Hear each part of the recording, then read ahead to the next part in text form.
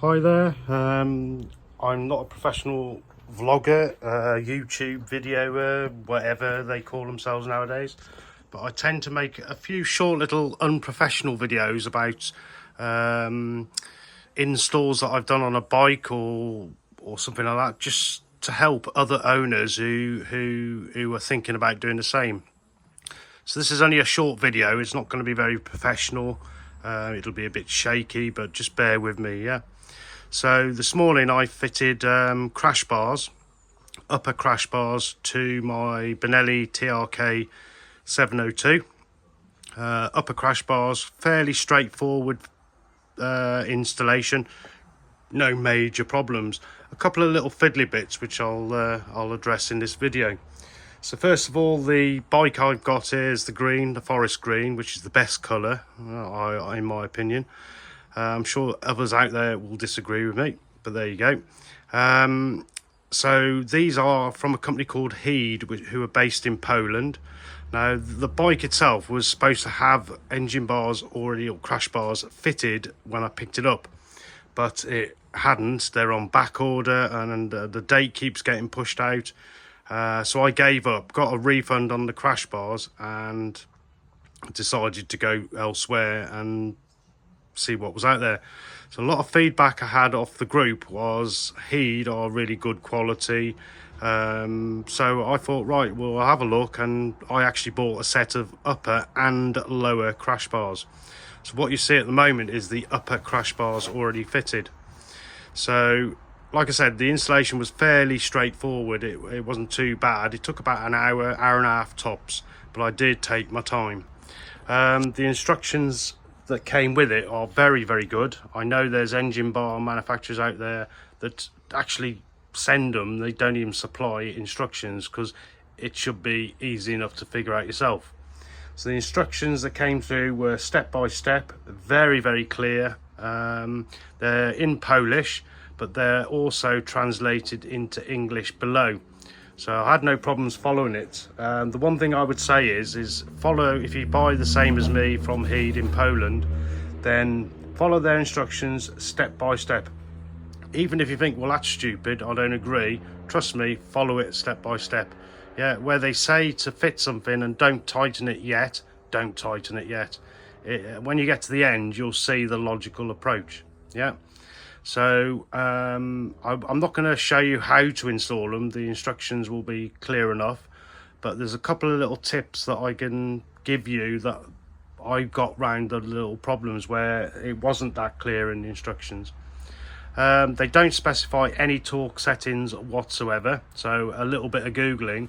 So what I did is looked at the size of the bolt and just asked Google what torque settings would you do on this bolt, and that's how I did it. Now, as it goes, I've only actually torqued one bolt up, which is this main bolt. I believe is an M8 bolt. Now, Google said to do it to about 25 Newton meters. When I looked at my torque wrench, it only goes down to 30. So I need to buy another torque wrench which goes to the lower torque settings. But I hadn't got it with me, so the lowest mine would go is 30 Newton meters, and that's what I've done it to. That's close enough, yeah, and it seems pretty solid. Every bolt on here I fitted loosely, which you'll find in the instructions. Once I roughly got it into shape, into the right positions, I then took each bolt individually and then coated it in thread lock and then reinserted it and tightened it up. Yeah. Now, the left hand side is exactly the same as the right hand install. It's just a mirror of each other. The only problem I had was on the right hand side, there's a bolt, there's a bracket just here. There's 4 bolts, 1, 2, 3, and there's another one down here. Now on the left side, you can easily get to them. I recommend long reach Allen keys or torque screwdrivers. I hadn't got any, so I've had to use little ones, and it was fiddly. Now the only issue on the left hand side, you can get to all 4 bolts absolutely fine. On the right hand side, you can get to these 2 and probably that one at the top, but there's one right down here Don't know if you can see that one, right? That wire, I can't even get to the wire now, but that wire there makes it very awkward to get to that. So what I did is I loosely fitted this bracket first, spun it round, and then put thread lock on those two bolts, fitted them in quick, didn't tighten them too much until I pushed it round. And before I put these two, took these out to thread lock them, I then put the bracket in position and spent about 10 minutes just tightening those two bolts. A little turn on the top, a little turn on the bottom, and vice versa, until I couldn't get any more out of them. I then took these two out one at a time and then thread locked them and put them in. They're easy to do. The very last bolts to tighten down, because everything will be loosely fitted. So these on both sides, tighten them up once you've got them in position. This bolt here you put in and put a nut on the end, but loosely fit it just to hold everything in place. Yeah. The second to last bolt is this one down here. Now I took the bolt out because it was loosely fitted, put thread lock on the end. What I found was when I got it in there, trying to get it lined up with the hole down here was a bit of a nightmare. But because I hadn't tightened this one up, I could pull this out and I could just see the hole and aim the bolt through. Once the bolt was through, then it was easy enough to tighten it up. Tightened it up with a normal wrench, and then when it got tight, finished it off with the torque wrench. I did 30 newton meters, like I said. Once that was done, the very last bolt was this one, and it's the same on the left hand side, exactly the same procedure. Now what I'd done, this bolt here was loosely fitted just to hold it moving around.